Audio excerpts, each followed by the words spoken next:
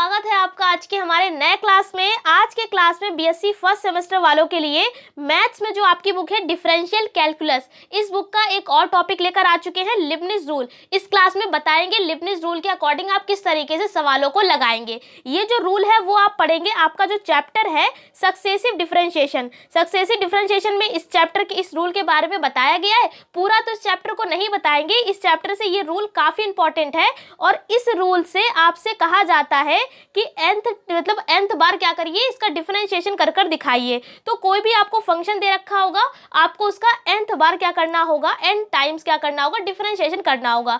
तो वो आप करेंगे इस रूल के अकॉर्डिंग, इस रूल के थ्रू। ठीक है, तो चलिए बताते हैं ये रूल है क्या। तो सबसे पहले हम रूल के बारे में पढ़ लेते हैं। रूल कुछ ये कहता है, कुछ इस तरीके से, उसमें दो फंक्शन होंगे, एक फंक्शन होगा u और एक फंक्शन होगा उसमें v। तो जब भी फंक्शन दो दे रखे होंगे मल्टीप्लाई में, और अगर आपसे कहा जाएगा कि इसका n टाइम क्या करिए, डिफरेंशिएशन करिए, तब आप इस रूल को लगाएंगे। पेपर में बिल्कुल भी ये नहीं लिख कर आएगा कि आपको क्या करना होगा, लिबनिज़ थ्योरम के अकॉर्डिंग आपको इसको सॉल्व करना है। वहां पर इस थ्योरम का नाम नहीं लिख कर आएगा, केवल इस तरीके से क्वेश्चन आएगा। मतलब आपको दे दिया y बराबर कुछ भी फंक्शन आपको दे दिया गया, मान लेते हैं u और v ही हमने ले लिया। अब आपसे कहा गया इसका n टाइम क्या करिए, डिफरेंशिएशन हमको कर कर बताइए। या ऐसे आ सकता है yn निकाल कर दिखाइए। तो yn का मतलब ही होता है कि n टाइम डिफरेंशिएशन। तो कहने का मतलब है जब भी प्रोडक्ट में मतलब मल्टीप्लाई में दो फंक्शन होंगे, कितने फंक्शन होंगे, दो, तब आप ये लिबनिज़ थ्योरम के फॉर्मूले से आपको ये सवालों को लगाना पड़ेगा। ठीक है, इतनी बात क्लियर हो गई। अब देखिए फॉर्मूला क्या है इसका। इसमें है जब भी इस तरीके से dn लिखा होता है पावर में n, dn का मतलब क्या होता है, अगर हम आपको नॉर्मली बताएं तो जब आप डिफरेंशिएशन करते हैं तो ऐसे तो लिखते हैं dy अपॉन में dx। जब पहली बार डिफरेंशिएशन करते हैं तो ऐसे लिखते हैं dy अपॉन में dx। ठीक है, आप इसको इस तरीके से भी लिख सकते हैं, y डैश ऐसे भी लिखा जाता है, और इसको इस तरीके से भी लिखा जाता है y1। यानी y1 का मतलब भी यही होता है कि एक बार डिफरेंशिएशन किया गया है, y डैश का मतलब भी यही होता है कि एक बार डिफरेंशिएशन किया गया है, और इसका मतलब भी वही होता है। अगर दोबारा करते हैं, मान लेते हैं यहाँ पे D square Y over D X square कर दिया, इसका मतलब क्या है, डबल डैश लगा दीजिए और यहाँ पर 2 कर दीजिए। मतलब ये तीनों चीजें एक ही हैं, आप चाहे ऐसे लिखें या ऐसे लिखें, बात एक ही है। जब हम इस रूल में जब सवालों को लगाएंगे तो हम क्या यूज करेंगे, इस तरीके से लिखेंगे y1 y2 y3 और इस तरीके से dash dash dash and so on yn। मतलब कि पहली बार डिफरेंशिएशन किया गया तो y1, दूसरी बार करेंगे तो y2 लिखेंगे, तीसरी बार करेंगे तो y3 लिखेंगे, इसी तरीके से n टाइम करेंगे तो yn लिखेंगे। इतना समझ में आ गया। अब आगे हम आपको बताते हैं क्या करना होगा आपको। ऐसे अगर यहाँ पर dn लिखा है, dn का मतलब क्या है, d का मतलब यहाँ पर डिफरेंशिएशन से है। कहने का मतलब यहाँ पर है कि जो n टाइम डिफरेंशिएशन किया गया है, समझ में आया। dn का मतलब क्या है कि n टाइम डिफरेंशिएशन किया गया है। फंक्शन क्या लिख दिया, u और v। अब आप इसको कैसे खोलेंगे, नॉर्मली जब आप करते थे डिफरेंशिएशन, आप इंटर में 12th क्लास में, तो आप क्या करते थे, अगर हमने u और v का आपको करना होगा तो आप क्या करते थे, पहले वाले को छोड़ देते थे और दूसरे वाले का आपको क्या करना देते थे, डिफरेंशिएशन कर देते थे, फिर प्लस लगाते थे, उसके बाद पहले वाले को छोड़कर दूसरे वाले का डिफरेंशिएशन। तो आपका इस तरीके से कुछ फॉर्मूला खुल जाता था, ऐसे तो होता था। यहाँ पे थोड़ा सा चेंज है। क्या किया, सबसे पहले आपको क्या किया, जैसा लिखा है वैसा ही लिख लीजिए, जैसा लिखा है वैसा ही लिख लीजिए। मतलब कि dnu डॉट में v। भैया ये डॉट का मतलब क्या है, ये मल्टीप्लाई चल रही है। क्या चल रही है, मल्टीप्लाई। जब आप जितने आगे बढ़ते जाते हैं तो इस तरीके से मल्टीप्लाई का निशान नहीं लगाते, इस तरीके से डॉट लगा देते हैं। ये क्या बताता है, मल्टीप्लाई को। अब आगे देखिए, ये लिख लिया, प्लस लगाया, फिर NC1 क्या है, आपने 11th क्लास में चैप्टर पढ़ा होगा कॉम्बिनेशन एंड परम्यूटेशन। तो अभी बताएंगे ये इसका फॉर्मूला किस तरीके से खुलता है। पहले इसको हम सवाल को, ये जो फॉर्मूला है इसे डिस्क्राइब कर देते हैं। समझ में आया, NC1 आ गया, फिर dn था तो अगले टर्म में क्या आ जाएगा, dn-1 मतलब एक कम आएगा, फिर साथ में u, फिर क्या है, v अभी अकेला था, फिर अब क्या हो गया, एक बार इसका डिफरेंशिएशन कर दिया गया मतलब dv। उसके बाद ये टर्म हो गया, फिर प्लस लगाया, अभी तक NC1 था तो अगले टर्म में क्या आ जाएगा, NC2 आ जाएगा। dn-1 है, इससे एक और कम हो जाएगा तो dn-2 हो जाएगा, और फिर u आ जाएगा। फिर यहाँ पर एक बार डिफरेंशिएशन, dv का मतलब क्या है, यहाँ पर एक बार डिफरेंशिएशन किया गया है। अब जब दोबारा लिखेंगे तो d2v लिख दिया, d2 का मतलब d स्क्वायर का मतलब क्या है यहाँ पर, कि इसका 2 बार डिफरेंशिएशन किया गया है। तो इस तरीके से इस जो फॉर्मूला है वो खुलता जाएगा। और यहाँ पर लास्ट में nth टर्म भी लिखकर यहाँ पर दिखा दिया है कि लास्ट में क्या हो जाएगा, NCn n और dn-2 है, n-3, n-4, ऐसे ये आगे घटता जाएगा। तो लास्ट में क्या आ जाएगा, dn-n u और साथ में dn-vn। ठीक है, तो इस तरीके से ये फॉर्मूला होगा। फिर से एक बार बता देते हैं किस तरीके से फॉर्मूला खोला है। बहुत आसान है, बस आपको ये फॉर्मूला ही याद करना है आज के क्लास में। अगर दो प्रोडक्ट में लिखे हुए हों, आपको n टाइम्स क्या करना हो, डिफरेंशिएशन करना हो, कैसे करेंगे? पहली बार आप ये याद रखें, जो ये पावर में dn चल रहा है, ये हमेशा याद रखें कि आपको u और v में से कौन सा dn के पास रखना है, क्योंकि काफ़ी बच्चे यहीं पर गलती करते हैं। मान लिया हमने लिख लिया dn v लिख लिया तो वो गलत हो जाएगा। dn u लिखना है, मतलब आपको जो d है, डिफरेंशिएशन जो चल रहा है, ये n जो n टाइम डिफरेंशिएशन चलेगा वो हमेशा u के साथ चलेगा। किसके संग चलेगा? u के संग चलेगा। और जो बाकी हमारा अदर डिफरेंशिएशन होगा वो v के संग होगा। मतलब उसमें हम कर सकते हैं एक बार डिफरेंशिएशन या दो बार डिफरेंशिएशन, इस तरीके से। समझ में आया? तो पहली बार आपको ऐसे ही लिख लेना है, दूसरी बार में NC1 आ गया, फिर NC2, फिर NC3, इसी तरीके से NCN। साथ में अब ये dn-u था पहले टर्म में, तो अगली बार में क्या आएगा, dn-1, मतलब d की पावर n-1u। फिर अगले टर्म में क्या आएगा, d की पावर n-2। ऐसे ही आ जाएगा आगे dn की पावर n-3। तो इस तरीके से आगे बढ़ता चला जाएगा। यहाँ पर अगर आप देखेंगे तो पहला dv है, फिर अगला क्या होगा, d²v, ट्रिपल मतलब थर्ड टर्म में क्या हो जाएगा, d3v। तो इस तरीके से लास्ट वाला क्या हो जाएगा, d की पावर nv। इस तरीके से आ जाएगा। अगर आप बात करें कि यहाँ पर NC1 है, NC2 है, अगर आप यहाँ पर लगाना भी चाहें तो NC0 लगा सकते हैं। भाई इसका मतलब भी क्या होता है, 1 होता है। तो लगाएं चाहे ना लगाएं, इसका मतलब तो हमने आपको बता दिया कि इसका फॉर्मूला जो है कुछ सीक्वेंस में खुलेगा। सीक्वेंस याद रखिएगा कि किस तरीके से खोला गया है। समझ में आ गया? अब बताते हैं यहाँ पर आपको ये NC1 और NC2 किस तरीके से खुलता है। कॉम्बिनेशन जो आपने चैप्टर पढ़ा होगा उसमें ये पढ़ा होगा। फॉर्मूला क्या होता है भाई, ये होता है NCR अपॉन में n फैक्टोरियल। ये जो निशान लगा है इसको क्या पढ़ते हैं, फैक्टोरियल। काफ़ी लोग इस तरीके से भी लगाते हैं, जो L लिखते हैं इसको भी फैक्टोरियल पढ़ते हैं। क्या ये फॉर्मूला आप कैसे रीड करेंगे, फैक्टोरियल n अपॉन में फैक्टोरियल n-r और फैक्टोरियल r। ये फॉर्मूला होता है, चाहे ऐसे लिखें चाहे ऐसे लिखें। बात देखिए किसका फॉर्मूला है, ये कॉम्बिनेशन का। क्या होता है, NCR। यहाँ r का काम कौन कर रहा है, 1 कर रहा है। फिर इस वाले टर्म में r का काम कौन कर रहा है, 2 कर रहा है। फिर आगे r का काम कौन कर रहा है, n कर रहा है। तो जब भी आप NC1 NC2 को खोलना होगा तो आप इस फॉर्मूले का यूज़ करेंगे। साथ में अगर आपको मतलब खोल के आप याद भी रख सकते हैं कि NC1 की जो वैल्यू होती है वो n होती है। कैसे निकाला भाई, इसी फॉर्मूले से निकाला। देखिए NC1 था पहले n फैक्टोरियल, फिर n-r होता है, तो r का काम कौन कर रहा है, 1 कर रहा है, तो r की जगह 1 कर दिया। फिर क्या होता है, r फैक्टोरियल होता है, तो r का कौन कर रहा है, 1 कर रहा है। अब फैक्टोरियल कैसे खुलता है, तो भाई हमने आपको बताया था एक क्लास में कि n फैक्टोरियल का एक फॉर्मूला होता है। क्या होता है, n-1 n-2 इस तरीके से आगे जाता है 3 2 1 तक। तो यहाँ पर क्या किया हमने, इसको यहीं तक खोल दिया, इतना ही रहने दिया। साथ में यहाँ पर फैक्टोरियल लगा दिया और यहाँ पर बंद कर दिया। क्यों यहाँ पर बंद कर दिया, क्योंकि नीचे ये दे रखा था चीज़, और इससे ये कैंसिल हो जाएगा, केवल क्या बचेगा, n। और अपॉन में अभी आप कहेंगे फैक्टोरियल 1 चल रहा है, तो फैक्टोरियल को करने के लिए क्या करते हैं, मल्टीप्लाई कर दीजिए, तो क्या आ जाएगा, इसका आंसर 1 ही आ जाएगा। मतलब 1 फैक्टोरियल का मान कितना होता है, 1 होता है। ऐसे 0 फैक्टोरियल का मान भी कितना होता है, 1 ही होता है। ये कैसे खुलते हैं, जैसे कि मान लिया हमने दे दिया आपको 5 फैक्टोरियल, तो ये कैसे खुलेगा, 5 4 3 2 1। मतलब कि जिसका भी फैक्टोरियल दे रखा है उसको आप बिल्कुल लास्ट तक 1 तक मल्टीप्लाई करते जाइए। 3 2 1 मतलब उल्टे डिक्रीजिंग ऑर्डर में लिखते जाइए और मल्टीप्लाई कर दीजिए, आपको फैक्टोरियल का मान मिल जाएगा। तो ऐसे हमने निकाल लिया, NC1 का मान कितना आ गया, n आ गया। ऐसे ही NC2 का निकालेंगे तो फिर वही आएगा, फैक्टोरियल n अपॉन में यहाँ पर क्या आ जाएगा, n-2 फैक्टोरियल, और अपॉन में यहाँ पर आ जाएगा फैक्टोरियल 2। तो ये फॉर्मूला कुछ ऐसे खुलेगा।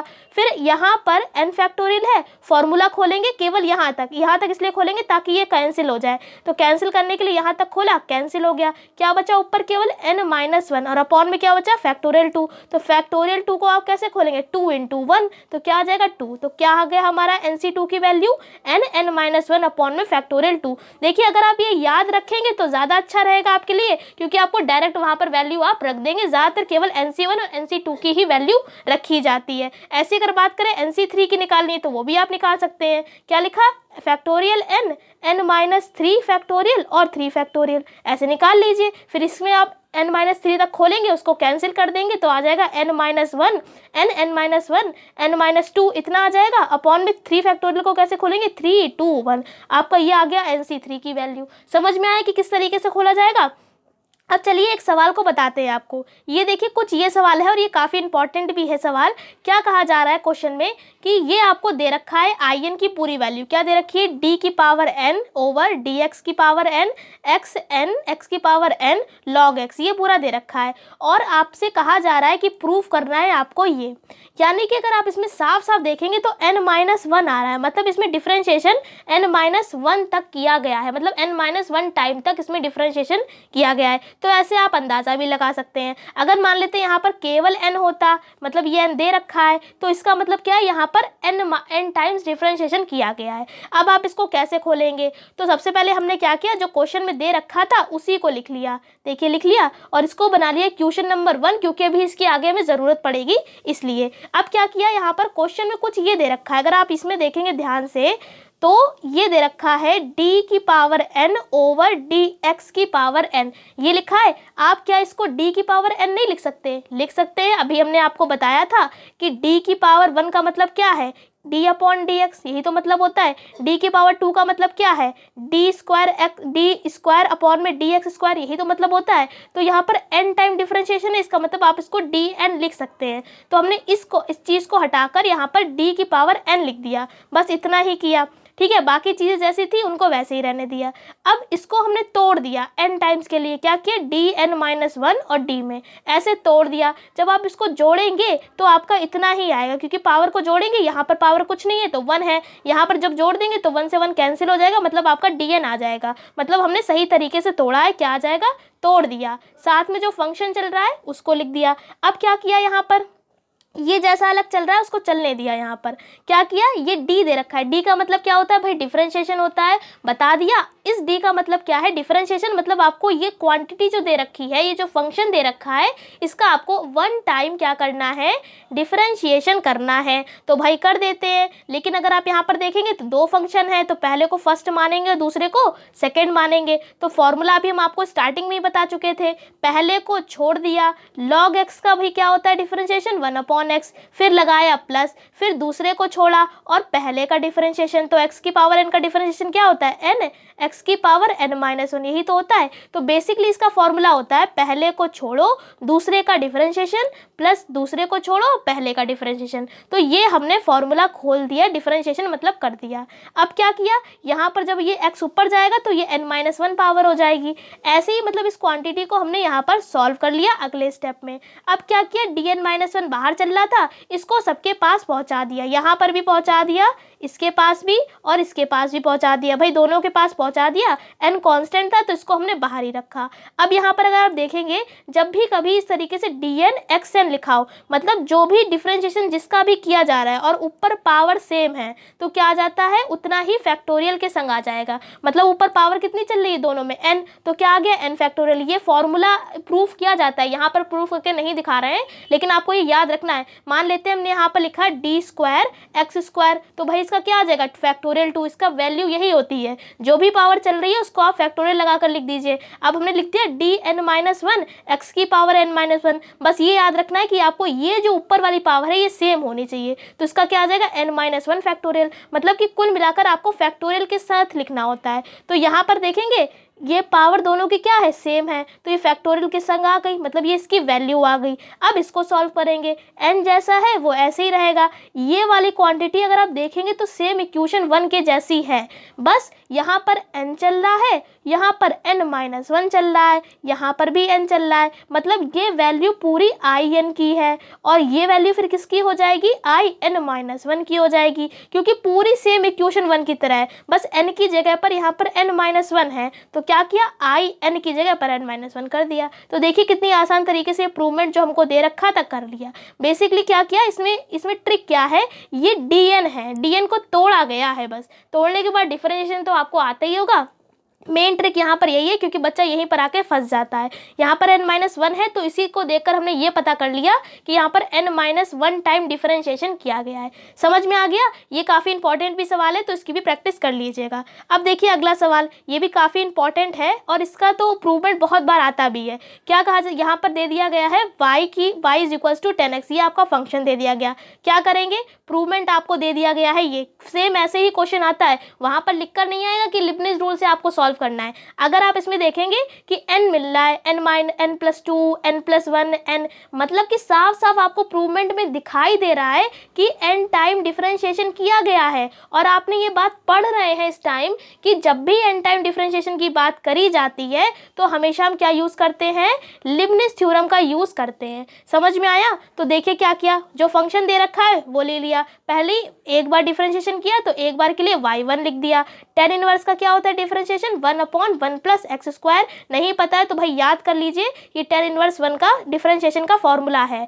क्या किया, 1 प्लस एक्स स्क्वायर को इधर भेज दिया तो ये मल्टीप्लाई में आ गया, इधर क्या बचा, केवल 1 बचा। अब क्या किया, दोबारा डिफरेंशिएशन किया। आप यहाँ पर लिख कर भी दिखाइएगा एग्जाम में कि क्या लिखेंगे, on differentiation with respect to X, तब आपका ये आ जाएगा। फिर यहाँ पर क्या लिखेंगे, again differentiation with respect to X. जब आप अगेन करेंगे तो यहाँ पर देखिए दो फंक्शन है, यानी इसको फर्स्ट मानेंगे, इसको सेकंड मानेंगे, तो करिए डिफरेंशिएशन, पहले को छोड़ा, अब y1 का डिफरेंशिएशन क्या हो जाएगा, y2 हो जाएगा। कैसे किया भैया, d/dx का जब आप दोबारा डिफरेंशिएशन करते हैं तो क्या आ जाता है, d स्क्वायर y/dx², यही तो आता है। तो इसको हमने कैसे लिख दिया, y2 लिख दिया, तो लिख दिया। क्या किया, पहले को छोड़ा, दूसरे का डिफरेंशिएशन, फिर प्लस लगाया, फिर पहले वाले को छोड़ दिया। अब इस वाले का डिफरेंशिएशन होगा 1 प्लस एक्स स्क्वायर का डिफरेंशिएशन क्या होगा, 1 का तो 0 हो जाएगा क्योंकि कांस्टेंट है, और एक्स स्क्वायर का क्या हो जाएगा 2x, तो डायरेक्ट हमने 2x ही यहाँ पर लिख दिया। समझ में आया कि क्या किया, पहले को छोड़ा दूसरे का डिफरेंशिएशन, प्लस दूसरे को छोड़ा पहले का डिफरेंशिएशन, फिर बराबर लगाया, 1 का क्या हो जाएगा 0 हो जाएगा, तो कर दिया। यदि हमने क्या किया, डिफरेंशिएशन दोबारा भी कर लिया। अब लिख दिया differentiation n time by Leibniz rule. Leibniz rule हमने लगाया। क्या भाई लिबनिज़ रूल कहता है कि जब भी दो फंक्शन हो तो उसमें हम लिबनिज़ रूल लगाकर n टाइम डिफरेंशिएशन निकाल लेते हैं। यहाँ पर हर जगह में आपको dn लगा देना है। देखिए इस वाले पूरे फंक्शन में dn लगा दिया, फिर इस वाले पूरे फंक्शन में dn लगा दिया और बराबर में 0 जैसा चल रहा है उसको चलने दिया। सॉल्व करें। आप ये याद रखें कि u किसे मानेंगे और v किसे मानेंगे। भाई v बस आपको ये याद रखना है, v उसे ही मानिए जिसका आप लास्ट तक क्या कर सके, डिफरेंशिएशन करके उसमें 0 वैल्यू बना सकें। देखिए यहाँ पर 1 प्लस एक्स स्क्वायर, इसको हमने v माना है। क्यों माना v, क्योंकि अगर आप इसका डिफरेंशिएशन करेंगे, पहली बार जब डिफरेंशिएशन आप करेंगे तो क्या आएगा 2x आएगा, दोबारा डिफरेंशिएशन इसका आप करेंगे तो क्या आएगा, केवल 2 ही तो आएगा क्योंकि x का फिर 1 हो जाएगा, फिर तिबारा करेंगे तो फिर क्या आ जाएगा 0। मतलब कि आप इसका डिफरेंशिएशन आप कर सकते हैं, मतलब इसका डिफरेंशिएशन लास्ट में जाकर 0 हो रहा है, तो आपको v उसी को मानना है जिसका डिफरेंशिएशन आप लास्ट तक कर सकते हैं, या लास्ट तक इसका 2-3 स्टेप के बाद 0 आ जाता है। या अगर आपको u से याद रखना है तो u से ये याद रखिए कि आपको u उसे मानना है जो, मतलब ज़्यादातर कंडीशन में क्या होता है, y वाले टर्म को ही हम u मानते हैं और उसका क्या कर देते हैं, nth टाइम डिफरेंशिएशन कर देते हैं। फिलहाल तो अच्छा तरीका ये है कि आप v अच्छी तरीके से याद रख सकते हैं कि आपको जिसका डिफरेंशिएशन जो है सरल होता है, ऐसा समझ लीजिए जिसका डिफरेंशिएशन सरल है उसी को हम v मान लेते हैं। ठीक है, तो हमने ये बात क्लियर कर दी। अब यहाँ पर 2 कांस्टेंट था तो इसको बाहर कर दिया, और अंदर यहाँ पर देखिए फिर से y वाले को क्या माना u, x वाला क्या है v, यहाँ पर ये y2 क्या है u और 1 प्लस एक्स स्क्वायर क्या है v है। खोल दीजिए फॉर्मूला, जैसे हमने आपको बताया था वैसे ही खोला। पहले स्टेप में क्या बोला, dnu v, ये होता है, क्या करा, बराबर लगाया, dnu डॉट में इन मल्टीप्लाई में v plus nc1 dn-1 u, और साथ में क्या होता है dv, फिर प्लस क्या लगाया, फिर होता है nc2 dn-2, यहाँ पर क्या आ जाएगा u और साथ में d2v। सेम ऐसे फॉर्मूला खोला है, देखिए dn है, u की जगह क्या आ गया v2 आ गया, v था v लिख दिया, प्लस था प्लस लगाया, प्लस लगाने के बाद अगर आप देखेंगे फिर क्या किया, NC1 आया, तो देखिए NC1 आ गया, dn-1 था dn-1 आ गया, u का काम कौन कर रहा है, y2 आ गया, d जैसा था d लिख दिया, v का काम 1 + x², फिर NC2 आ गया, फिर dn-2, फिर u की जगह क्या आ गया, y2, और फिर d² आया और y और x की जगह पर क्या आ गया, सॉरी v की जगह क्या आ गया, 1 + x²। कुल मिलाकर केवल यहाँ पर हमने ये फॉर्मूले को खोला है। ऐसे ही 2 यहाँ पर इस फॉर्मूले को भी खोला जाएगा, खोल दिया, बराबर में लगा दिया 0। अब हम इसको आगे सॉल्व करेंगे। कैसे सॉल्व करेंगे तो वो भी बहुत आसान है। यहाँ पर देखिए इस चीज़ को सॉल्व करेंगे dn/2, तो जब भी इस तरीके से लिखा हो तो ये जाके नीचे जुड़ जाता है, तो क्या हो गया, yn+2 हो गया। अगर बाई चांस हमने लिख दिया है d2y3, तो भाई इसको जोड़ दीजिए यहाँ पर जाकर, तो क्या आ गया, y3+2 आ जाएगा, मतलब y5 आ जाएगा। मतलब कुल मिलाकर आपको क्या करना होगा, अगर ऐसा कहीं पर भी दे रखा है तो आपको इसको नीचे ले जाकर जोड़ देना होगा। अगर मान लेते हैं हमने यहाँ पर दे दिया dn-1 y4, तो आप इसको कैसे लिखेंगे, कैसे इसकी वैल्यू निकालेंगे, तो आपको इसमें से इसको जोड़ देना है, मतलब कि 4 + n-1, यानी क्या आ जाएगा आपका n+3, ये आ जाएगा ना, तो यानी आ गया yn+3, ये आ जाएगा। तो यहाँ पर भी हमने वही किया, इसको सॉल्व करने के लिए क्या किया, ये देखिए ये नीचे आके जुड़ जाएगा तो n+2 हो गया, तो आ गया yn+2, ये जैसा है वो वैसे ही रहने दिया। यहाँ पर हम क्या करेंगे, NC1 की वैल्यू अभी बताई थी क्या होती है, n, तो n आ गई। फिर यहाँ पर भी देखिए इसकी वैल्यू आप कैसे निकालेंगे, यहाँ पर इसकी वैल्यू,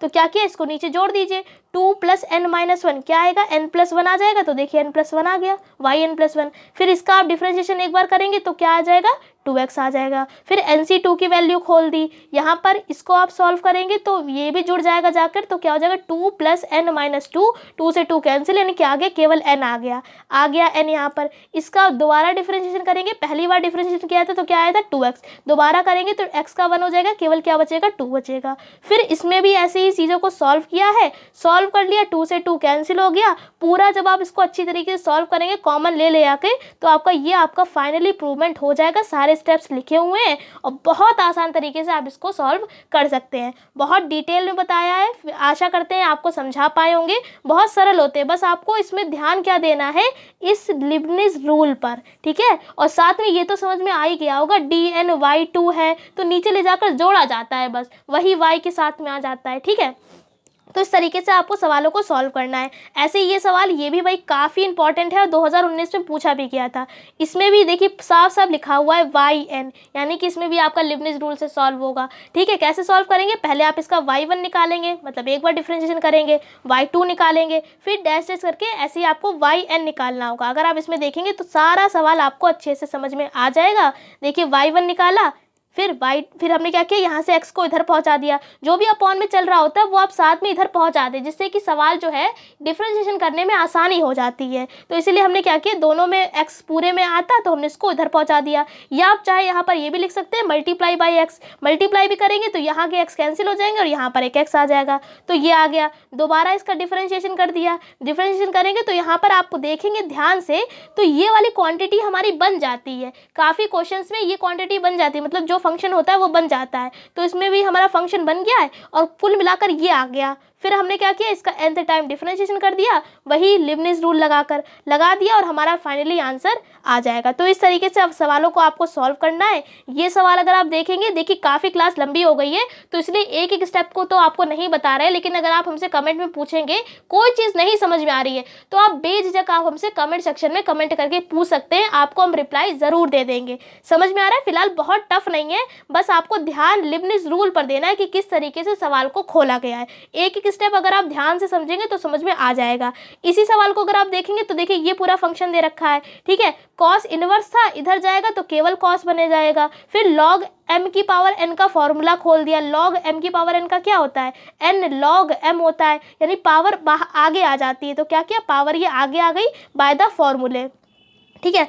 आगे आ गई। अब क्या किया, इसका आप डिफरेंशिएशन कर दीजिए, यानी डिफरेंशिएशन किया, y1 हमारा निकल के आ गया। फिर इसको सॉल्व किया आगे जाके पूरा, यहाँ पर भी x आ रहा है, चाहे आप मल्टीप्लाई लिख दीजिए, चाहे x को इधर पहुँचा दीजिए, बात है कि ये पहुँचा दिया। अब क्या किया, दोनों तरफ हमने स्क्वायर, ये SOBS इसका मतलब होता है स्क्वायरिंग ऑफ बोथ साइड, ठीक है, स्क्वायरिंग ऑन बोथ साइड, मतलब दोनों तरफ हमने स्क्वायर कर दिया। स्क्वायर करने से क्या हुआ, यहाँ पर ये साइन स्क्वायर बन गया, और साइन स्क्वायर का फॉर्मूला आपको पढ़ा होगा 1 माइनस कॉस स्क्वायर थीटा होता है। तो ये हमने इसलिए किया ताकि आपकी ये क्वांटिटी बन जाए, क्योंकि इसलिए ये पूरी वैल्यू हमको पता है किसकी है, y की है, इसलिए हमने यहाँ पर क्या किया, इसको ये बना लिया, इसलिए स्क्वायर करके। समझ में आया? तो थोड़ा सा आपको दिमाग भी लगाना पड़ेगा यहाँ पर, ताकि आपको ये देखना पड़ेगा कि कहीं क्वेश्चन वाली चीज़ हमारी बन तो नहीं रही है। अगर बन रही है तो आप जोड़ गुना भाग करके क्या करना होगा, आपको उसे बना लेना है, और आप बेसिकली आपका जो है y बन जाएगा। बन गया, फिर हमने क्या किया, एन टाइम डिफरेंशिएशन कर दिया, दोबारा डिफरेंशिएशन करके,